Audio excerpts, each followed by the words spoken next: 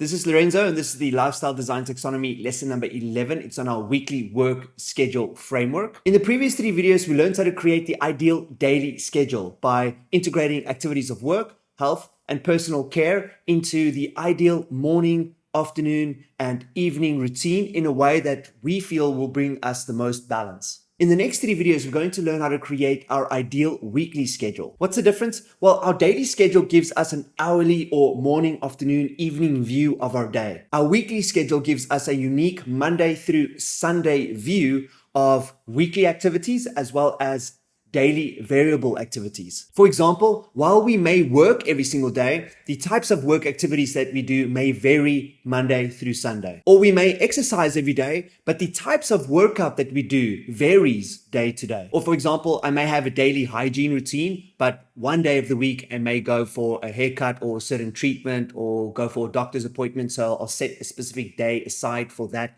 unique hygiene activity. Or while I may connect with someone close to me in my life on a day-to-day basis, maybe I only see a certain friend for a game of squash once a week. Either way, our weekly schedule provides us with a unique daily view for those weekly as well as daily variable work, health, and personal care activities. As we already know, all activities related to work can be categorized according to 4 major work activities, such as solving problems, knowledge acquisition, studying or learning, service, and management. So the way this works is you want to look at all the unique types of work activities that you do and categorize them according to one of these 4. The word solve may mean different things to different people, but what is going to be common is that, number 1, it's going to be an individual pursuit. You're going to do it by yourself and require some creativity. For example, for me, solve means 2 things: to design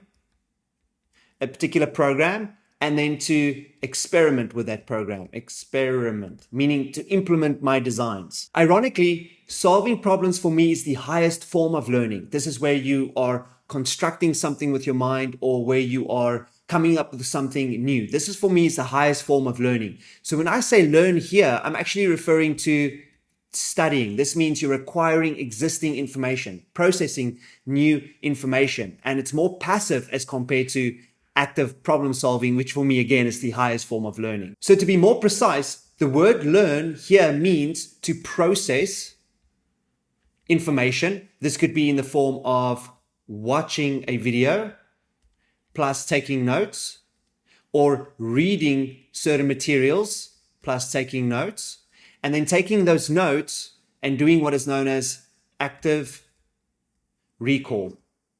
So while I study or learn every day, the type of learning that I do may change. For example, there's one day in the week where I will dedicate 1 to 2 hours of just reviewing everything that I studied for that week. The word serve may mean different things to different people, but the common denominator here is that it is a social activity, with one exception. For example, when I'm actually making these videos, it is the equivalent to doing a social service because I'm actually documenting my work and then making it public and teaching it as if I'm teaching it in person. So to create videos for me would actually go into this category.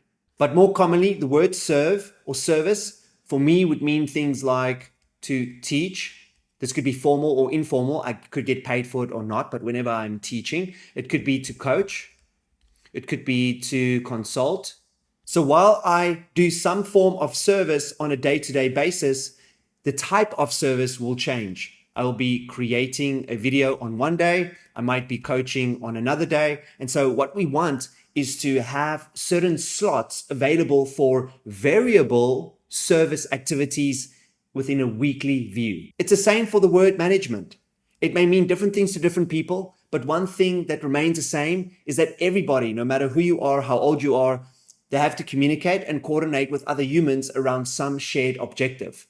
Now, whether you are managing others in a formal or informal context, through text, online meetings, in-person meetings, it doesn't matter, but every day someone is managing someone at least some part of the day. The only difference is the type of management. So while it's useful to have a daily block dedicated to management, you'll be doing different types of management on a day-to-day or weekly basis. So we therefore need a weekly view of different management activities. So in review, a daily schedule tells me when and for how long I plan on doing each of these work activities. A weekly schedule will show you the variability within each of these activities on a day-to-day basis, Monday through Sunday. Let me show you an example of what I'm talking about. Now, before I show you my very simple weekly work schedule, keep in mind that on a day-to-day basis, if nothing varies, you can assume that for my 4 activities of work,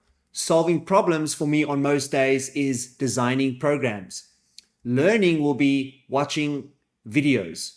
Serving others will be mostly creating content, and management of others is mostly via text. However, every Wednesday, instead of managing people just via text, I'll have a strategy meeting block dedicated for either in-person or online meetings to discuss bigger or major updates. Every Thursday, instead of creating content as my form of service, I will have a block dedicated to in-person or online coaching from 3 to 5 p.m.